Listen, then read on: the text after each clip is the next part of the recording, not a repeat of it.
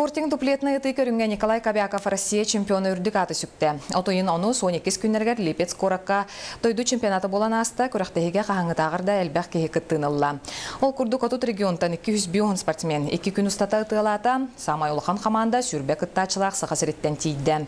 Манна Абелоққа Николай Кобяков 200 терелкеттен сүз ағуғын табан чемпион боллам, ветеринерге Василий Алексеев, онна юниордарға Дмитрий Фокинов үхісін берістеқ местағы тегістілер.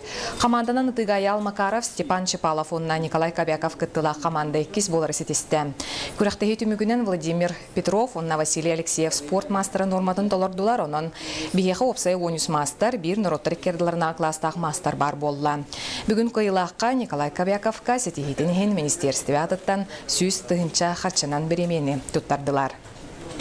Компакт спортинг урду болбаққа мишени попыт, тебе стойгаттан. 1.4 или без дуплет болар. 2 мишени талар. Оны қаянда, табы қынады. Ғарақана дем постоянно қатылы қынады. Бұлырын, көтік ғара нюансалағады. Бұл категория аттағым де, кімігістер, разяниктер.